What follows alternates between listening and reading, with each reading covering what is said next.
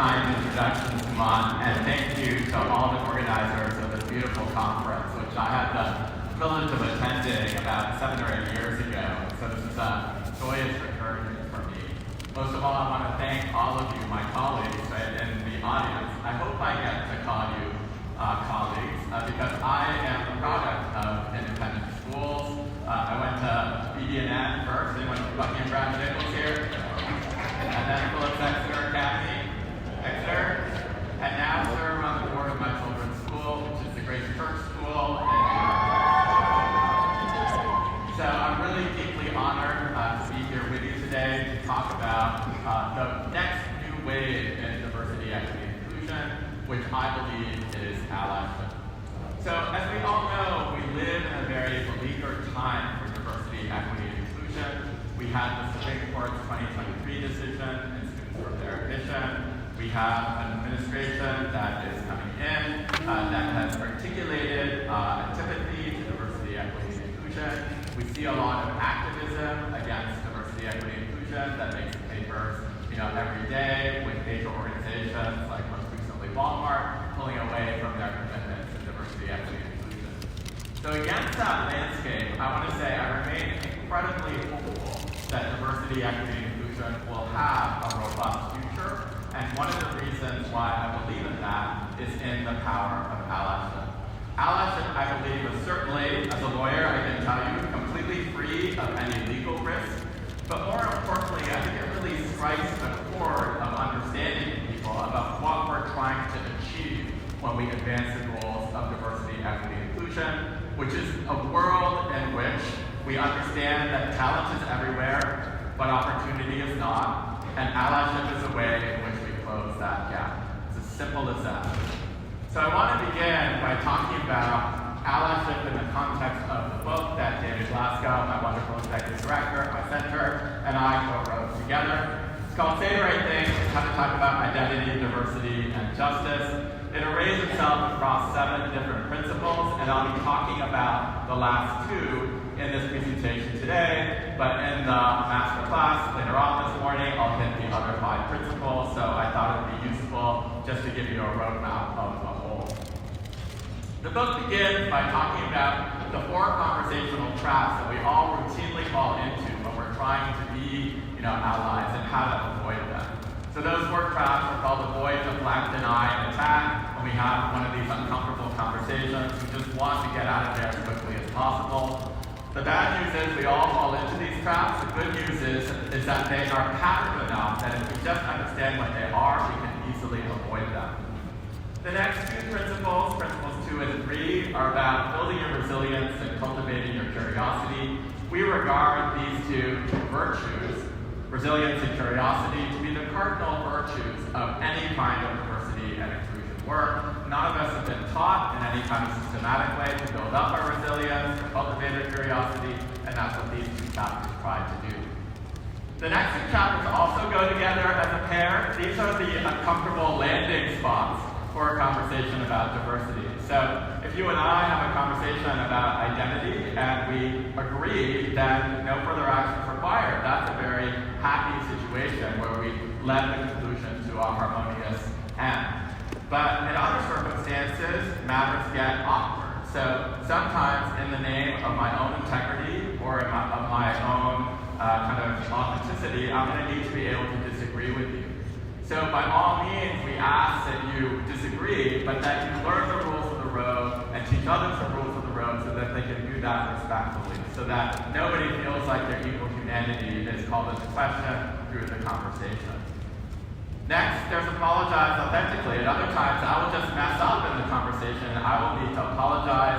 Apologies make us feel incredibly vulnerable, so we tend to hedge against exposure by saying things like, if I did that, I'm sorry, or I'm sorry, comma, but, I was having a miserable day, which of course torpedoes the authenticity of the apology and doesn't ultimately really protect me at all. So steeling yourself to know how to apologize authentically and then doing it is a really important quality. The last 2 principles also go together as a pair, and that's what we'll be talking about for the remainder of this keynote session, which is to think about a more advanced form of allyship. If you look at the first 5 principles, one of the things you'll understand is that these these are all about conversations that come to you. So you're sitting in your office, you're just going through your day, and then a student, a colleague, a friend, calls you up or comes into your office and engages you in a conversation that you weren't expecting. How do you fortify yourself to be open and embrace that conversation? That's what the first 5 principles are about. It's really a kind of non-maleficence principle, a do no harm principle, as they say in medicine. What we're trying to do in the last 2 principles is move you to a more advanced form of allyship, and it's a testament to my confidence in this group that I feel like we can begin there. This is where you're not actually passively waiting for the conversation to come to you. You are running into the conversation because you understand that you can do good in the conversation. So we're moving from a principle of do no harm to a principle of affirmatively doing good. When you actively step in as an ally, remember that any allyship interaction involves at least 3 parties. There's you as the ally, there's the affected person, the person who's been harmed by the non-inclusive behavior, and then there's the source of non-inclusive behavior, the person who's created the harm. And what we want you to do in these last 2 principles is to think about your relationship both to the affected person and to the source. With regard to the affected person, principle 6, apply the platinum rule. Oftentimes we rush in and we say, I'm going to help you as I would wish to be helped in this situation.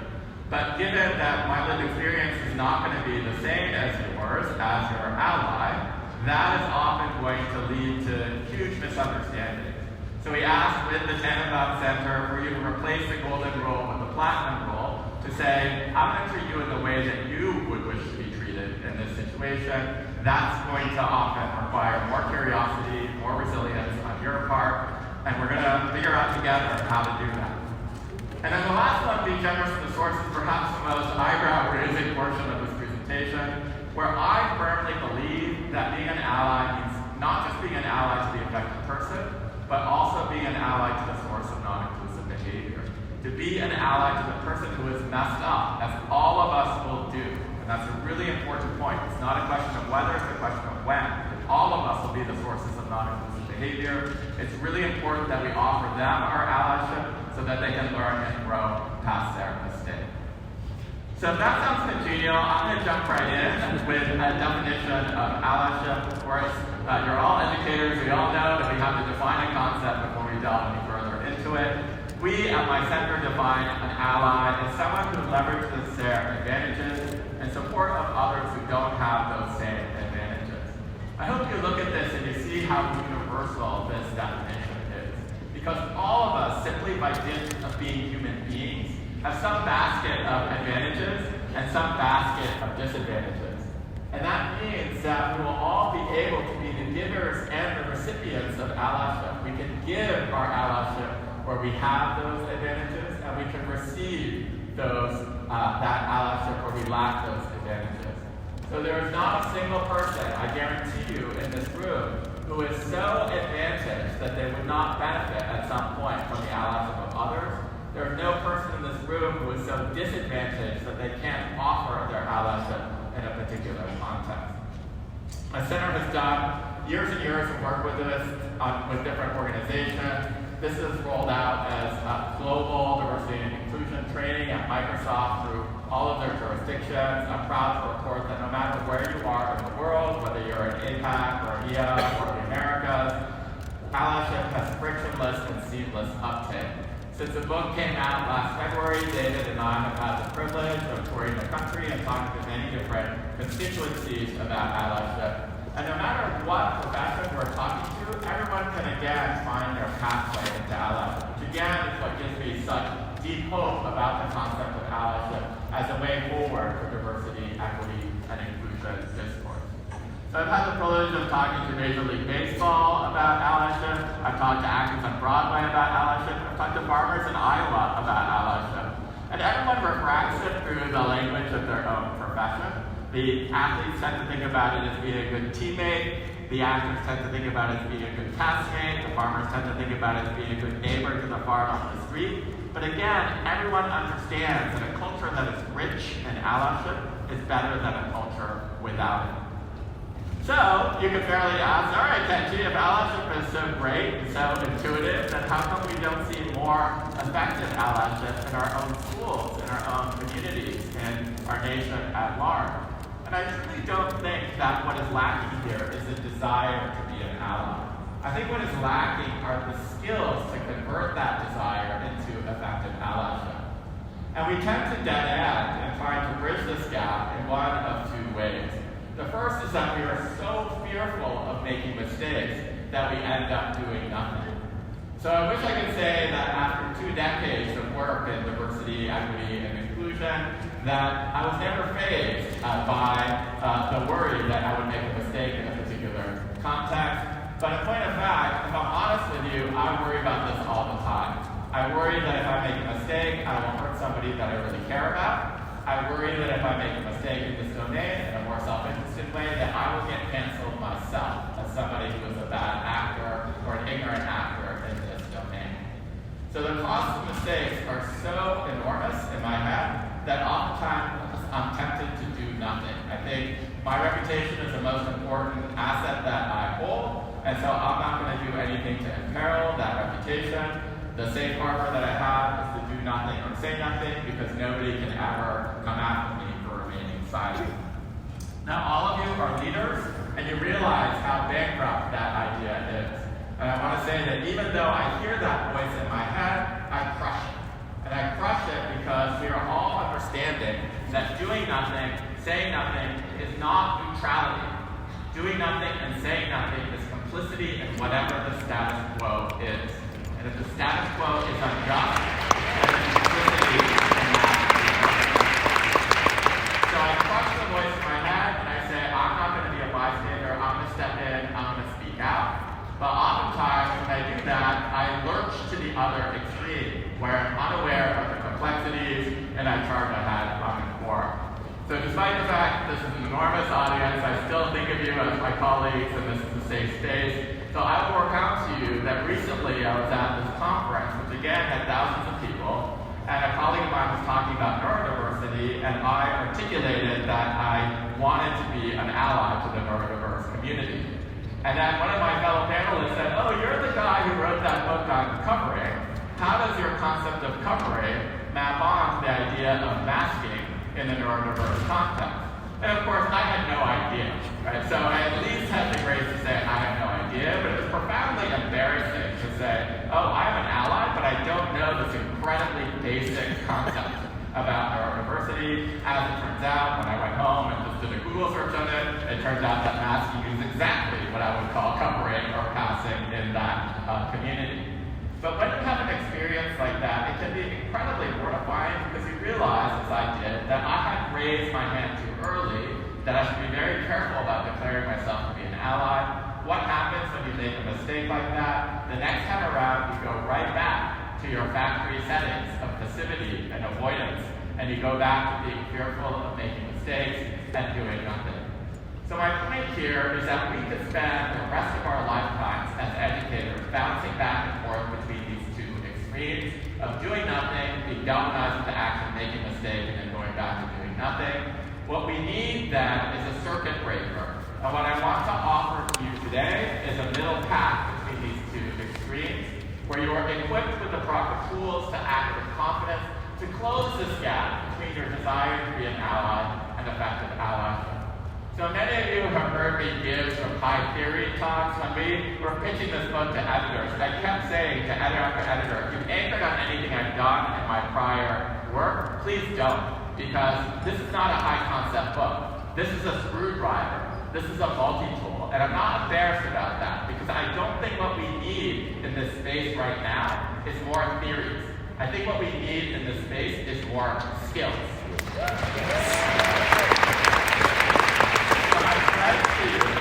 Is that your time is incredibly valuable. You are gracing me by spending an hour of it with me. By the end of that hour, I want you to walk out of those doors and think to yourself, I am walking out of here with skills that I did not have when I walked into this keynote, and I can put those skills into use immediately afterwards. And if I don't fulfill that pledge, I want Caroline to hear about it, right? Because I want to get better in this domain of offering skills. So with that, what do those skills look like? They're all embedded in this graphic called the empathy triangle. So my co-author David and I labored mightily to figure out, after 3 or 4 years of research, everything that we had to say about allyship. We ended up with a BuzzFeed-type listicle of 100 ways in which people could be better allies, and we stared at each other in dismay because we thought we can barely remember this. How can we expect any of our colleagues to do it? They're all incredibly busy, pressured people. This has to be distilled into something much simpler. So we spent an embarrassingly long period of time distilling those 100 points into these 10 prompts that are scattered around the single graphic called the empathy triangle. And if nothing else, I hope this empathy triangle graphic will be your friend.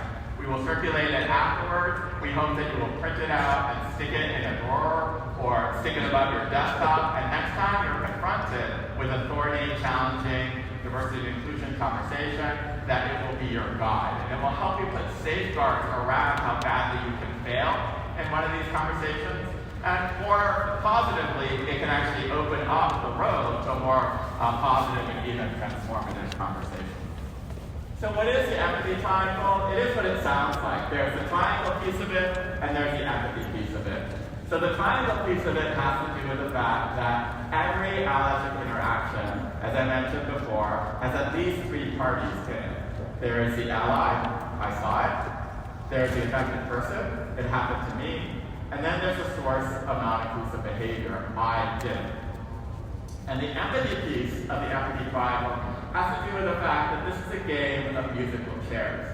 Much as all of us would wish to sit in the ally position for the rest of time, that is not reality. Even over a very short period of time, say a semester, you're going to be in all 3 of these positions.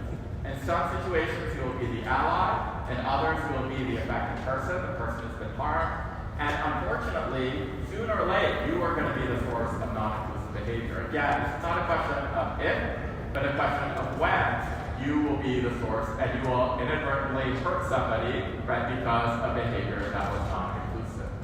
So the fact that we're going to cycle among all 3 of these positions should teach us that we should have empathy for all 3 parties in this triangle, and that when we intervene as allies, we should seek to elevate that interaction for all 3 parties rather than just 1 or 2. So the rest of this presentation is me going around and explaining the prompts that are scattered around this triangle. In the first bucket, we're going to be talking about the questions that I want you to ask of yourself as an ally before you even get started. The second bucket in the middle are the questions that I want you to ask of yourself as an ally, but this time concerning your relationship to the affected person. And the last bucket of questions on the right in the blue are the questions that I want you to ask of your relationship to the source of non-inclusive behavior. So I'm just going to jump right in, and I think this will be intuitive, especially as we get going. But the first question that I want you to ask, this time of yourself as an ally, before you get started, is do I have the proper motivation? So even at the NAIS People of Color Conference, I bet you know people who engage in performative or optical allyship, who engage in what the social scientists call virtue signaling or cookie-seeking behavior. So virtue signaling behavior is where I flex to show what a great human being I am by engaging in this very showy form of allyship that's mostly motivated by the desire to make myself look good. Cookie-seeking behavior is perhaps even worse, where I do that in front of an authority figure to get some cookie from them, some tangible or intangible reward. And obviously, we don't want you to engage in allyship because you expect some extrinsic reward. We want you to engage in it because it is the right thing to do, and because you want to create a more inclusive community around yourself. So our gut check question, it's a very simple one, before you get started, is if nobody saw me engage in this act of allyship, would I still engage in it? If the answer to that is yes, you're good to go. If the answer to that is no, you might want to use the power of the pause to think about whether you've fallen into the trap, as all of us with egos do, which is all of us, of thinking about performative or optical allyship and being tempted by them. Now I can get asked here, well, Kenji, you always say in diversity and inclusion conclusion that it's not about intent, it's about impact. So why is intent suddenly so relevant here? And I think it's a really fair question, but I think we have a strong answer to it, which is to say that the social science lines up behind the idea that people with intrinsic motivations for allyship engage in better allyship. So one study says you engage in more sustained allyship if you have intrinsic motivations. Another study says that people who were categorized as having intrinsic motivations were much more likely to be deemed effective and forceful allies by the community of affected people. So intent doesn't matter just because it matters because it changes outcomes in this domain. The next question is, am I willing to make mistakes?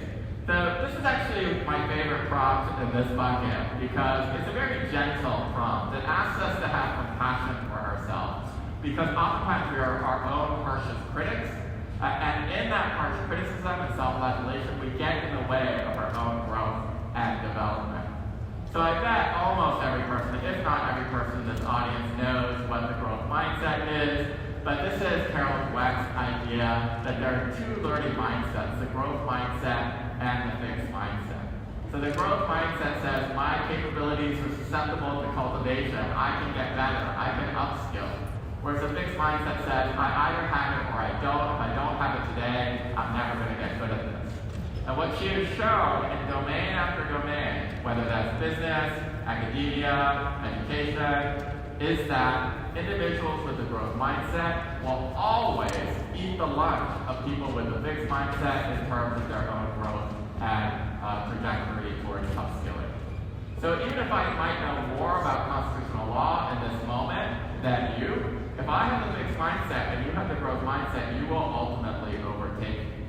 And I don't need to tell this audience that this has become so canon in learning theory that we see it everywhere.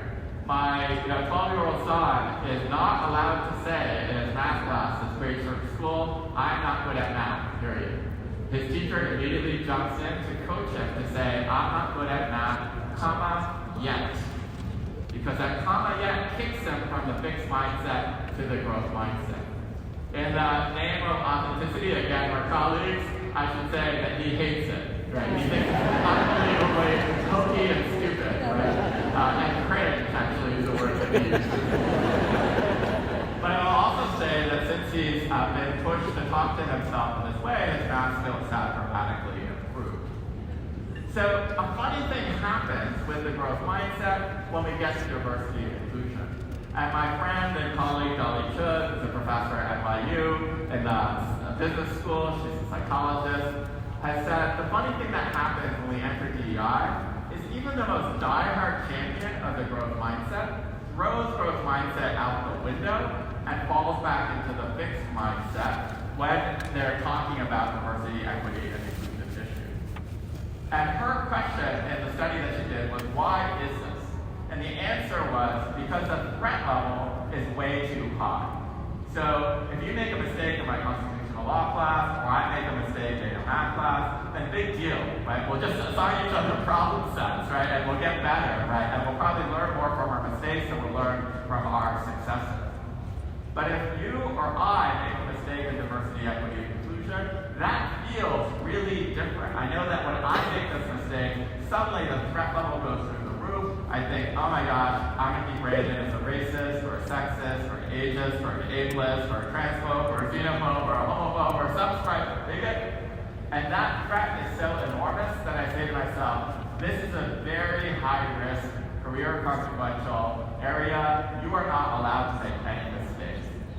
But, Chook says, the minute I say that to myself, guess what I've done? I've cut myself off from the growth mindset. Because the growth mindset is all about being willing to make those mistakes, to learn and grow from them, so that we can get better than we were before. The thing I love about Professor Chook is that she's like me. She's very practical. So she doesn't just leave it at the level of diagnosis, saying we're unable to sustain the growth mindset in the diversity, equity, inclusion context. She gets really practical. She says, here are 3 life hacks to help you regain the growth mindset, even when you're having a conversation about diversity. So the hack number 1 is the comma yet strategy. So this works in DEI just as much as it works in 6th grade math. So if I misgender a colleague, as I have done, and I'm beating myself up about it, as I have done, thinking to myself, Kenji, you're showing your age, you're not good at pronouns, period. The same fix can be used to say, Kenji, you're not good at pronouns, comma, yet. That comma yet strategy kicks me from the fixed mindset to the growth mindset. The second strategy is deeply related, which is to say, please don't compare yourself to others in a slice of time.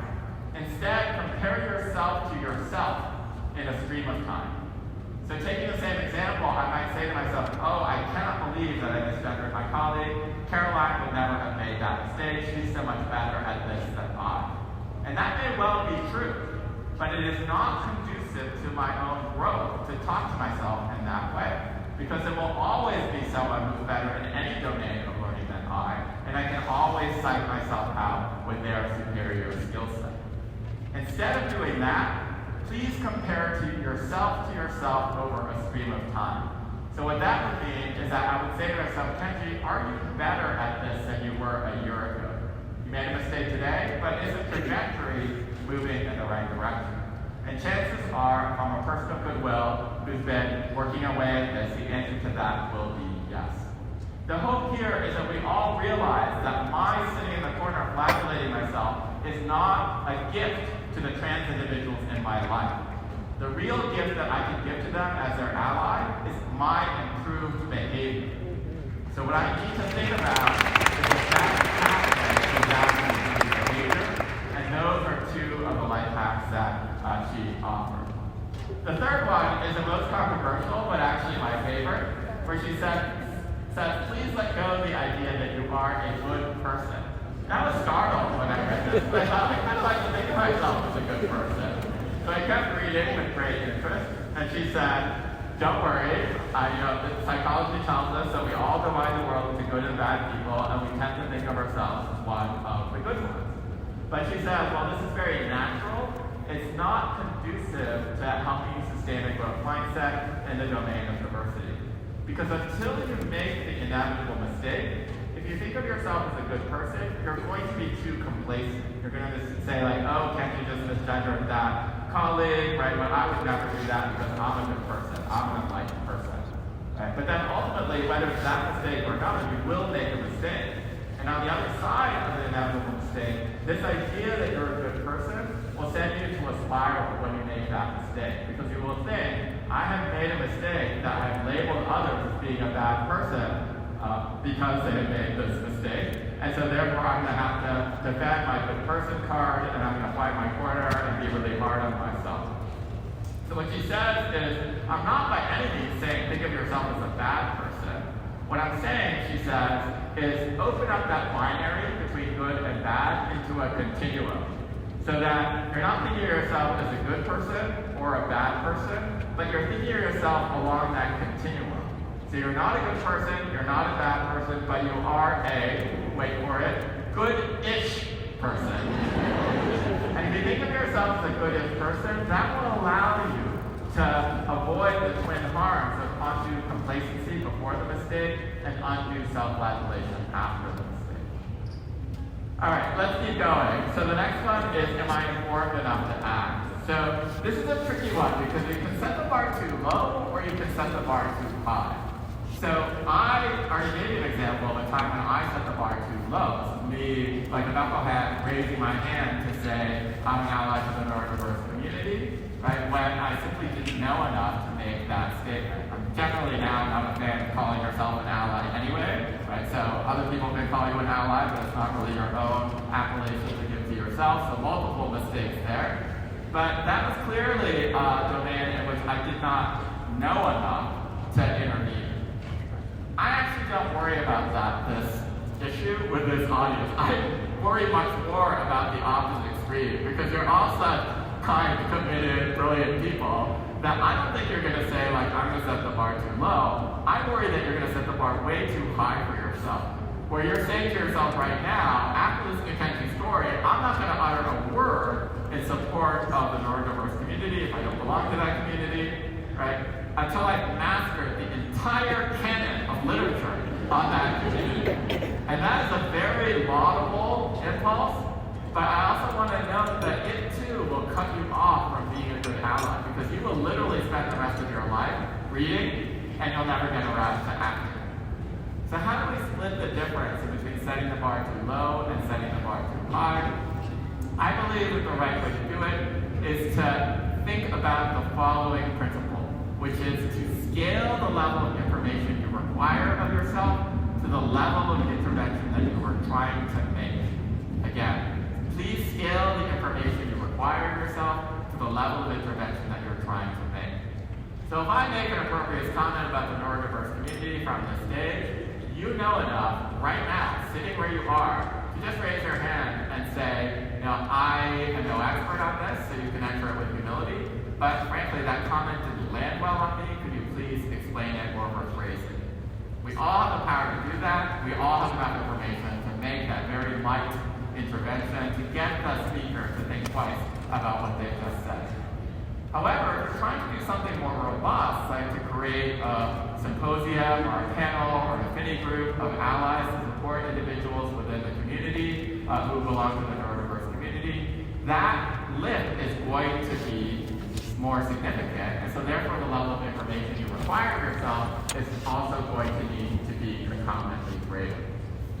All right. Last but not least, am I thinking about systemic solutions? So here too, I don't want to set the bar too high, because oftentimes a one-off solution is perfectly adequate and will be deeply welcomed by the affected person. But from time to time, all of you will find yourself playing some version of the game of whack-a-mole, where you will address a problem and will come back to you a month later.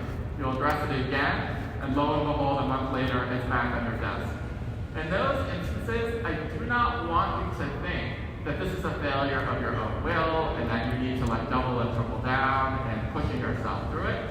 I want you to stop thinking about this as an individual solution with an individual fix and to start thinking about it as a systemic solution with a systemic fix. What do I mean by that? I think I can start this up best with an example. So about 8 years ago, I read a study that was heavily critical of how male law professors comported themselves in their law school classrooms when they taught according to the Socratic method. I teach a large constitutional law class every year at NYU, and I engage in the Socratic method. And what the study said was male professors disproportionately call on men rather than on women when they engage in this kind of questioning. So I was curious and worried that I was doing this in my own class. So I had my administrative assistant at the time, a person named Corey, sit in the back of the room to audit me with regard to my on-call practices. And sure enough, he came to me shortly after the beginning of the semester and said, yes, you are doing it. You're calling more on men than you're calling on women. So I was mortified, I was chagrined, I was devastated because I have spent, as noted, decades of my life working on diversity, equity, and inclusion. There was still a part of me that said, I know this is what the study says is typical, but I'm hoping that I'm not within the typical band, given that I care so much about these issues. But sure enough, I was exactly, the same as everybody else who had been criticized in this study. So this is clearly unacceptable, and I resolved to do better, and I did for about 3 or 4 classes. But after those classes, Corey came to me and he said, you're doing it again. So you're doing great for a while, but then you faltered. And so when we tried to figure out what was going on, we noticed that whenever I was tired or stressed, or even excited about the material, a positive emotion, and I took my eye off the ball of de-biasing my own classroom, I would fall back into my own unconscious gender bias. And in fact, this is what we know about what fighting unconscious bias is like. The progenitor of unconscious bias research, Masha Banaji, compares fighting unconscious bias to stretching a rubber band. She says, when the rubber band is stretched, we can engage in unbiased decision-making. But the minute we let go, the rubber band will snap right back into place and we'll be no better off than we were before. Is this depressing? Profoundly depressing. Is this a counsel for despair? No. Because one of Banaji's colleagues at Harvard, Iris Burnett, economist at the Kennedy School, has said, I have a fix for this. So don't try to hold the rubber band by sheer force of will. because your arms will tire and you'll let go of it and it will snap back into place. But take that moment of higher consciousness when the rubber band is stretched and jam in a system that will keep the rubber band in place long after your own attention has wandered away from the project of debiasing your community. So in my case, the systemic solution was really obvious. I went to the long-suffering Corey, my administrative assistant, and said to him, here is a class list. I want you to randomize the class list before every session.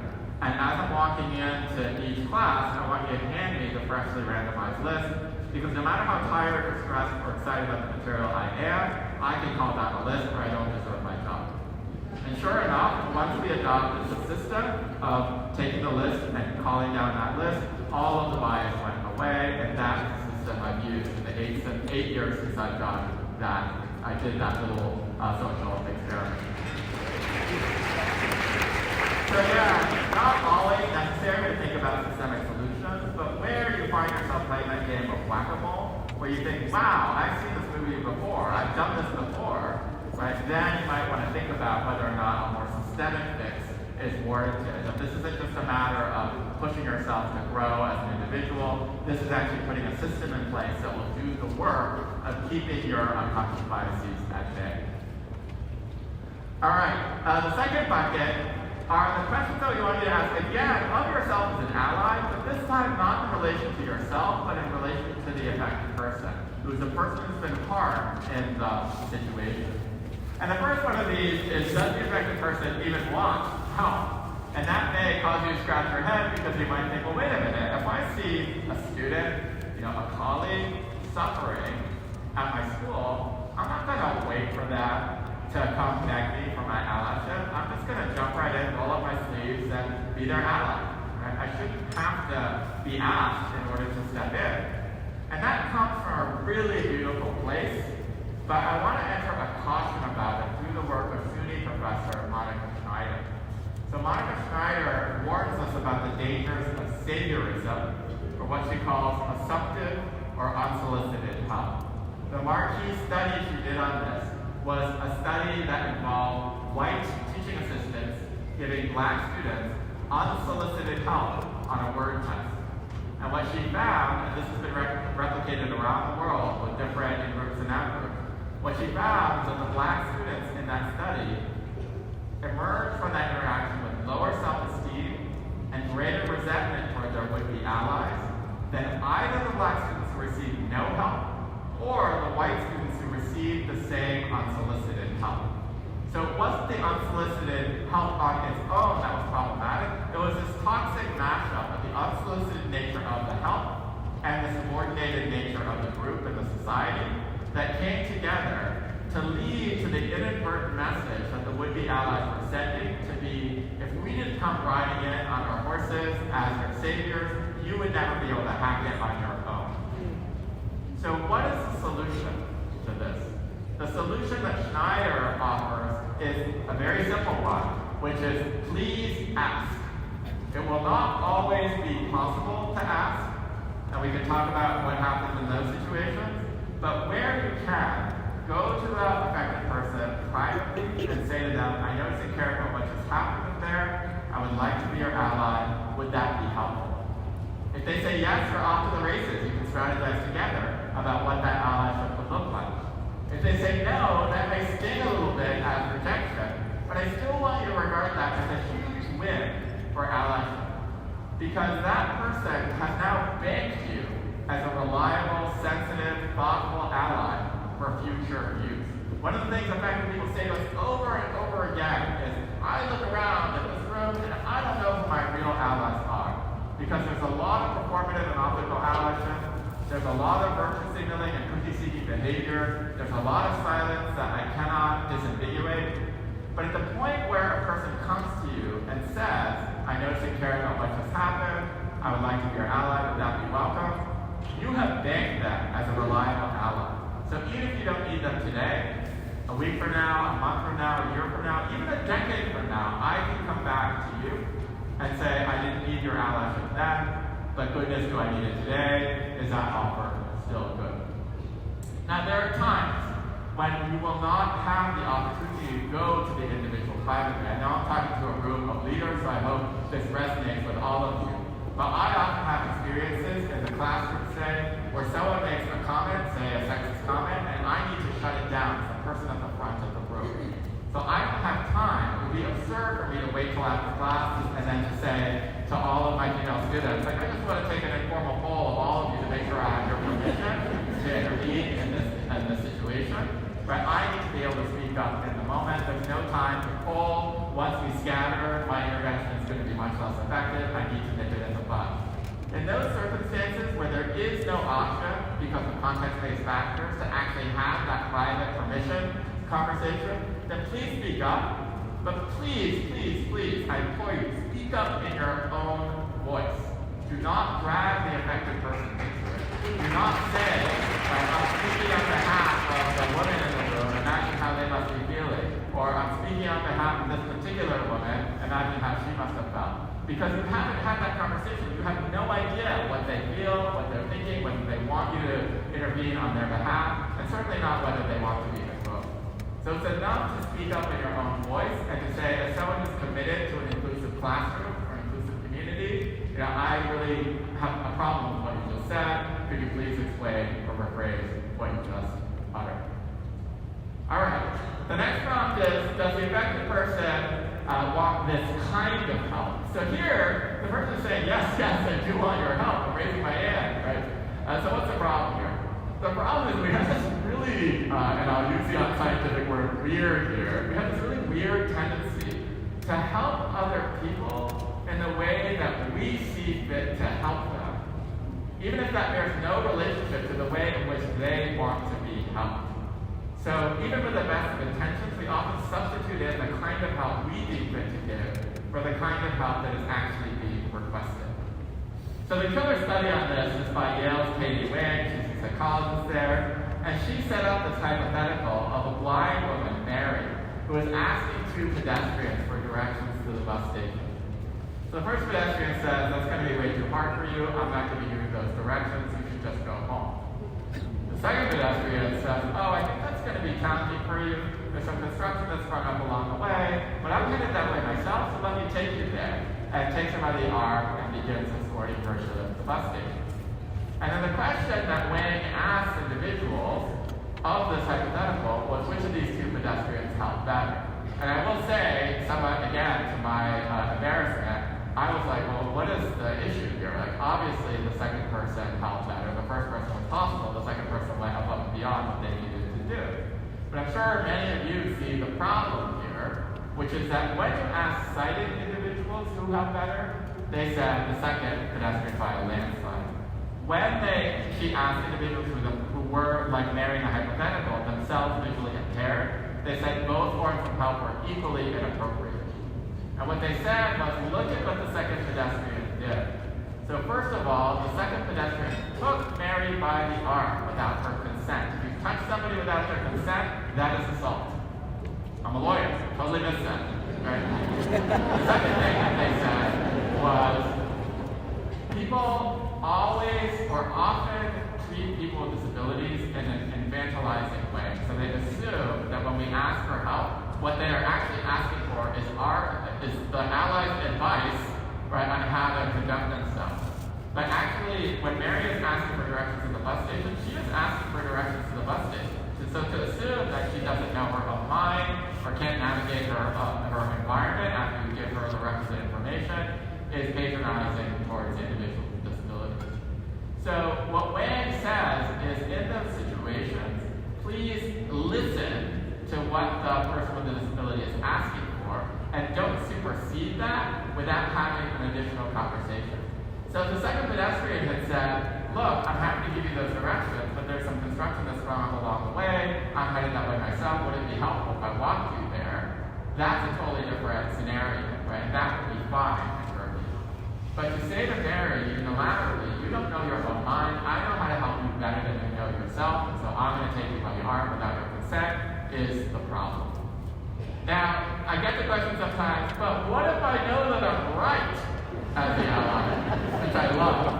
And I had my own experience with this where a student came to me and said, hey, Professor Yoshino, like, we need to have more critical race theory offerings at the law school. And I said, I absolutely agree with that. I'm 100% for that. Let me be your ally.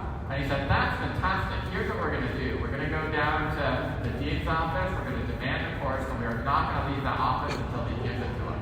And I said, I'm not doing that.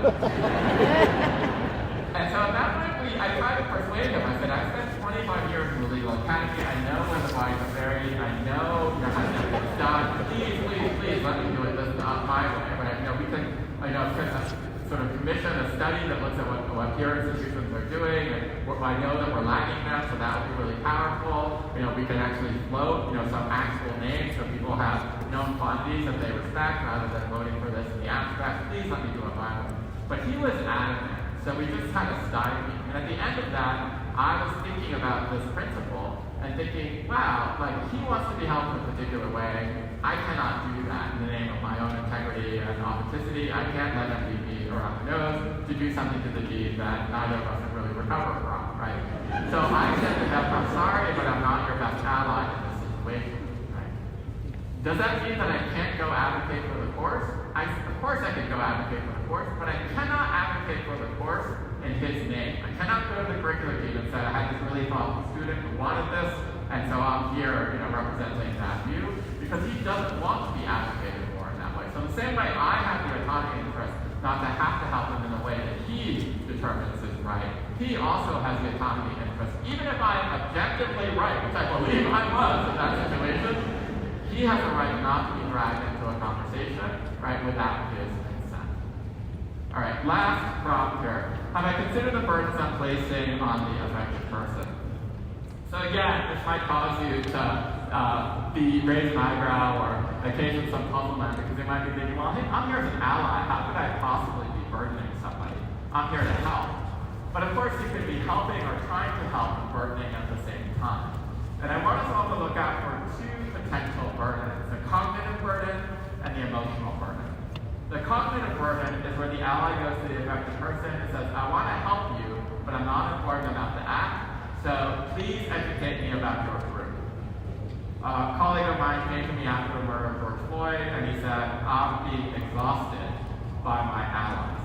And he elaborated, this is like having 40 friends wake up from a seemingly 400-year coma, wanting me to brief them on what happened in race relations in this country in the last 400 years. And he said, I'm in trauma right now, I'm exhausted, and the last thing I need is to be writing 40 concurrent private tutorials on what it's like to be Black in America. So I appreciate where you're coming from. So as Ito Moluo says, if some people have to live it, their allies have to Google it. So that means that you are not allowed to go to the affected person to be educated on their group situation. Fortunately, right, in this day and age, alternative resources are plentiful, but use them. Read the books, listen to the podcast, read the articles, right? Watch the documentaries that would educate you and close the gaps that we all have in our knowledge. But do not exacerbate the burden on the affected person by asking them to be your private tutor about their own experience. There might seem to be a contradiction here between what I said in the first two prompts, which is ask the person if they want help, ask the person how they want to be helped, and then my answer to the third prompt, please don't ask. But I want to sort of resolve that tension by saying these are two different kinds of information. With regard to the first two prompts, do you want help? What kind of help do you need? Only the affected person has the answer to that question. So the only way you're going to get that information is to ask that person. So that's why we say ask. But if you can get the information anywhere else, right, then you should not be going to the affected person because that person has already been burdened. The other kind of burden that I want to talk about is the emotional burden. So this is the allied tears phenomenon, where the affected person tells a moving story and then the allied bursts into tears. So the Arab-Australian writer, Rita Mobb, writes very eloquently about this, where she says, at best, this distracts the affected person from the allyship that they would otherwise receive, because the other people in the community are going and looking and trying to help the ally to make sure that they're okay. So that removes the focus from the affected person. And she says, at worst, it involves a kind of switch track conversation where the affected person has to comfort the ally with regard to the emotions that they're feeling in that situation. So I'm not as hardcore as Roger D'Angelo is here, where D'Angelo says if someone cries as an ally at one of her race workshops, she forcibly escorts them from the room. I think I should be that hardcore, but that's just not my temperament. But I really love what she says elsewhere in her book, which is to say that the onus on emotional self-regulation is on the ally. So if I find myself not being able to be fully present as an ally, because out of the best intentions, out of empathy, I am distraught and I'm crying or I'm upset by what I'm hearing, then I need to remove myself from the situation and come back when I'm ready to be fully present as an ally, if that's what I intend to be. If I realize that I too am an affected person, that's something else. But your job as an ally is to be there for the other person and not to make it about you by not being able to be in control of your own.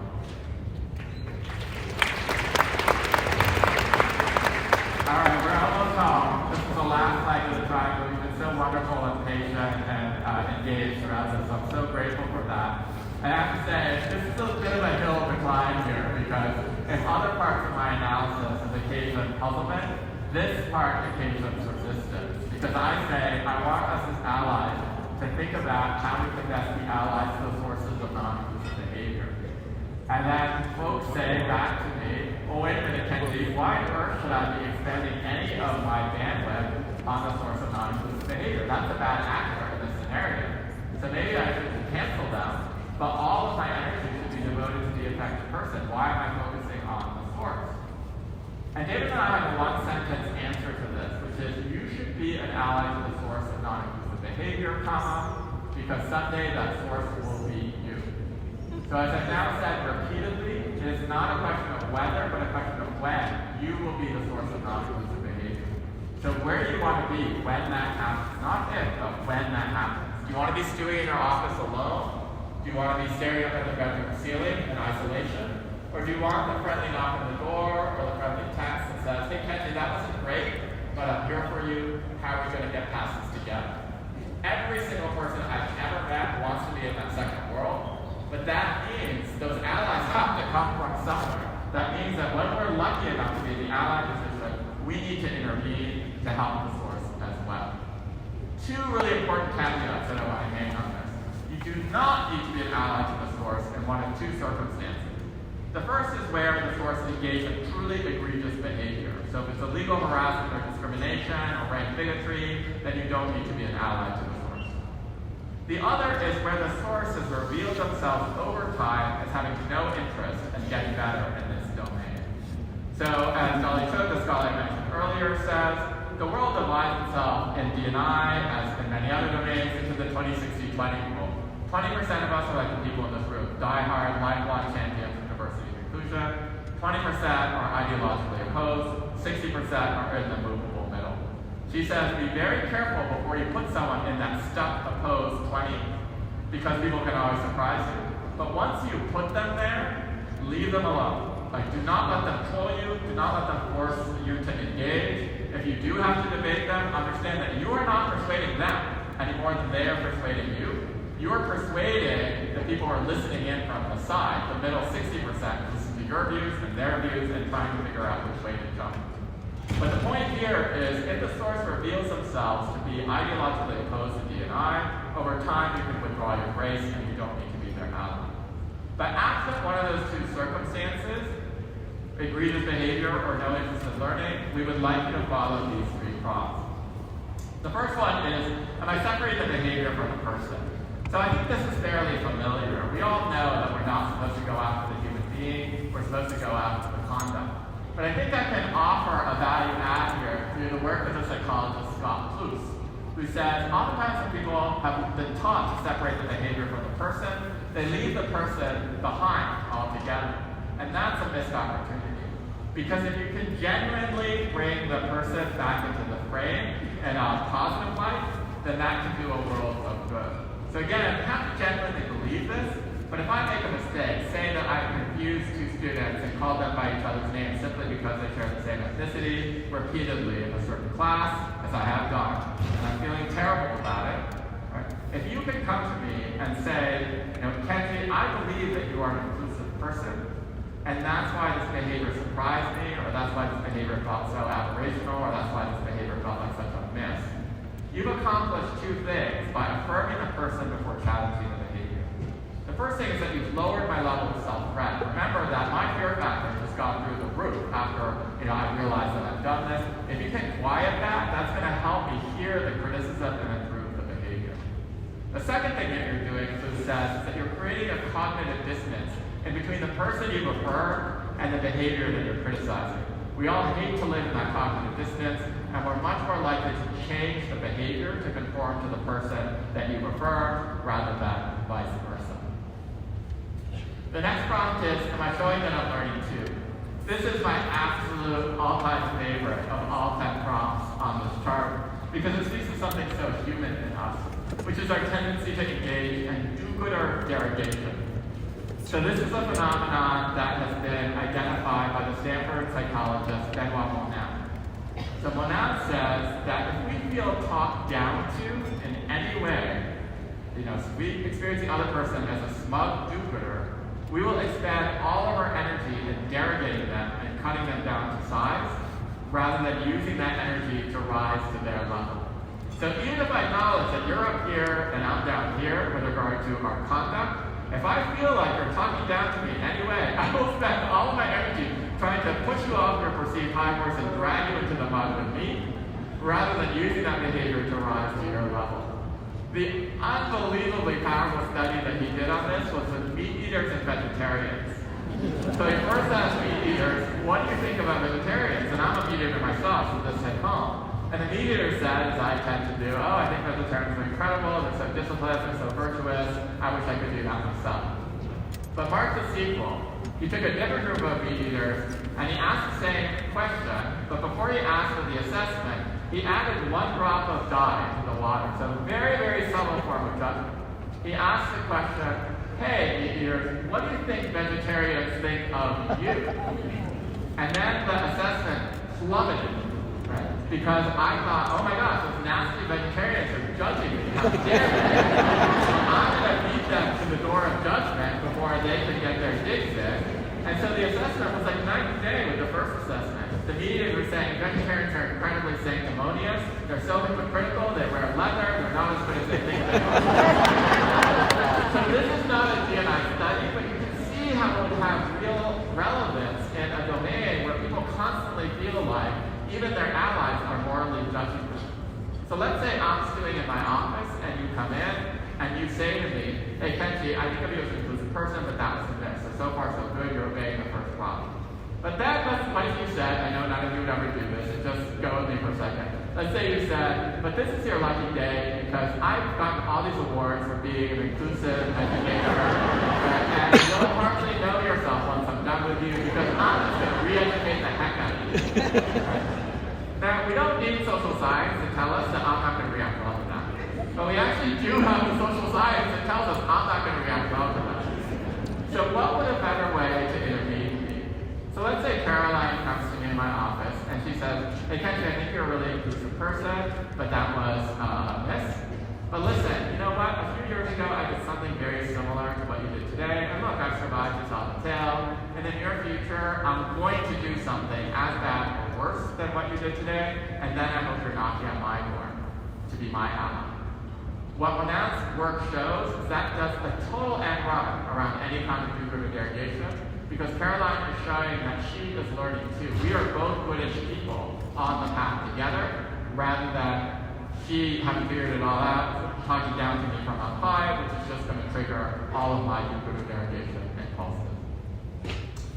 Very last prompt. Do I have a response already? So this is for a different kind of source. So far, we've been talking about the source who's full of remorse, who knows exactly what they've done, who's stewing in their office. But oftentimes, we all have been here, I think, we're in a meeting like this one, and someone makes a horrifyingly problematic comment, and you think, wow, I really need to intervene as a leader in this situation, harkening back to something I said earlier. But there are two things that are cutting against this. Let's say it's me. Let's say I make a really obnoxious comment from the stage, and you think I really need to speak up. I'm a head of school, for goodness sakes, I need to step in here. This is going to go on my permanent record if I don't speak up, right? And if we all scatter and I haven't spoken up, it's going to be much less effective to intervene than if I intervened in the moment, so I can't miss the moment. Two things are cutting against you in this situation. One is that it's potentially quite adversarial and confrontational of an exchange, and the other one is the clock is ticking. Like, we are at time now, so you better figure out what you're going to say to me, right, in this moment, or we all are going to disperse. And those two factors are so significant that often they lead to the staircase thought, the French pensée de l'escalier, where you think of exactly the thing that you should have said on the staircase outside of the room, rather than in the room where it could have made a difference. So we have encountered situations over and over and over again, David and I, so that finally we're like, we hate writing scripts. CEOs, managing partners, heads of school come to us all the time and say, I'm giving this commencement address, I need to issue this apology, will you write it for me? We're like, no, like that's got to be authentic and from the heart. We're not writing anything for you. But in this particular situation, we think scripts are the only thing that are going to help. So we slightly bent our rule to offer these scripts. This is my last slide. So options for engaging the source. On the left, we have strategies, and on the right, we have examples. So I want you to scan down with me on the strategies column. And saying something short and sharp would be saying something like, excuse me, or yikes, or ouch. And I want you to find a strategy that is most true to your own personality. So diverse of the diverse or temperaments, such as everything else. I have seen other people use this strategy to great effect. But again, we've already established with my D'Angelo comment that I'm not very confrontational. This is not me. I cannot imagine ever saying yikes, right, in a faculty meeting, right? Just to memorize stuff. I know it sounds really mechanical, but I want you to memorize them and stick them in your back pocket. Because that will astronomically increase the chances that you'll intervene in the room where it matters, rather than on the staircase outside of the room. So my pledge to you at the beginning of this talk was to give you practical skills that you didn't have when you walked in, that you could put into effect immediately to become better allies once you walked out those doors. I hope that between the empathy triangle and this menu of options for engaging the source, I have provided that. I want to thank you so much for your kind attention and your hospitality.